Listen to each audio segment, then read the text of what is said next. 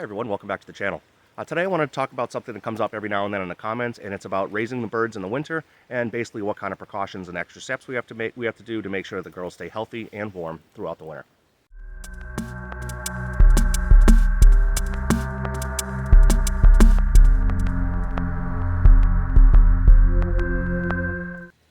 Okay, one of my biggest challenges is of course the water. I do not have power anywhere out here near this coop, so I have to basically swap out this water bottle every day in the morning and sometimes even in the afternoon, depending on how cold it is. This thing will sometimes freeze up.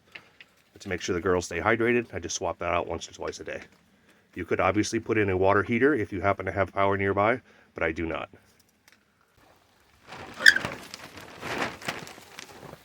Did you like coming outside? Probably not, huh? Alright, as you can see, the chickens will refuse to come out and walk on the snow. They do like to nibble on it, but they won't come out. So I'm going to go ahead and get myself a rake and kind of rake this up, get a little bit of dirt exposed, so they'll actually come outside and enjoy themselves. Okay, now I'm going to go give them a little bit of a snack. Number one, I'm going to use this to entice them to come out of the coop and go out into the run, into the snow a little bit. It'll allow them to forage, scratch around, kind of do natural chicken behavior because there's actually not much for them to find digging around right now outside. This also serves another purpose, is this soldier fly larva in particular is like 35% fat and 35% protein. So it's actually a really good thing to help keep them warm on a really cold day. Today doesn't happen to be particularly cold. It's a little bit above freezing. But still, on a really cold day, this will help them keep the little engine running and keep them nice and warm. All right, now in the winter, the girls spend a whole lot more time in here in the coop. So it gets pretty poopy compared to summer.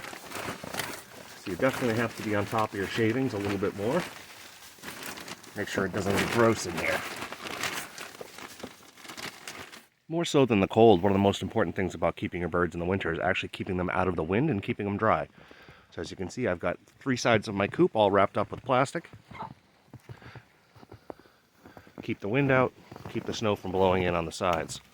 I did leave that little bit open down underneath so they can actually get a little bit of fresh air and hang out in the breeze if they feel like it. And in that same theme about keeping the breeze off the birds, I do close up this door. This is usually open in the summertime. It's a mesh screen, so they can get some nice breeze in the summer. And same with this one up here. I've gone ahead and made a little plastic window to cover that up, so I can at least get a little bit of light in there, but again, keeps the wind off of them. Okay, of course, the breed of bird that you have is very important in cold weather. One of the big things is the size of their comb a lot of times. If they have a really large comb, it can get some pretty bad frostbite.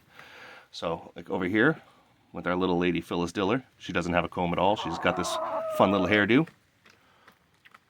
Swell Summer here has a fairly good sized comb, but still fairly small. And our Morans out there have quite small combs. So they actually don't get frostbite too bad. They seem to do quite well in the weather, as long as we keep them out of the wind.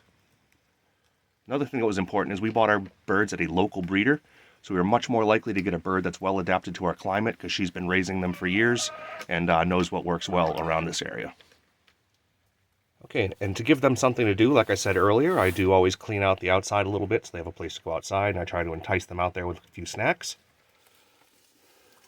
But earlier this fall, I went ahead and I filled this end of the coop with a couple of feet of leaves that they've now trimmed down to about a foot thick. This gives them something to stir around in and kick in and play in and do chicken stuff.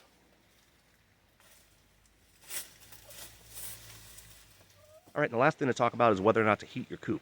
I personally don't. Like I said, I do not have power out here, but I also don't think it's a great idea.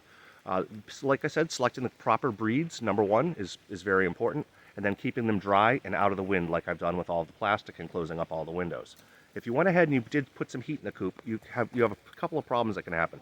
First of all, the birds actually don't necessarily acclimate to the cold weather. So they're basically, if the power ever did go out and you do lose the heat, they're not going to be prepared for it, and you have a very good chance of them getting very stressed out and perhaps getting ill. Another thing too is if you heat the inside of the coop, they're going to want to stay in the coop all day. They're not going to want to come out in the run. So the coop gets kind of disgusting. They really don't get out and do things. They're crammed in the little tiny closed-in part of the coop all day, and they really don't come outside. And then lastly, of course, is fire hazards. I have seen plenty of YouTube videos and even local stories in the news about people who had a heat lamp on in their barn or in their shed or in their chicken coop and thing caught on fire and they lose everything. So that's obviously something you don't want to have happen. So for me personally, I think selecting the birds, keeping them dry and out of the wind is basically the most important part, and they'll do just fine. All right, thanks for watching today. If you have any questions, please do put them down below, and I'll talk to you guys soon.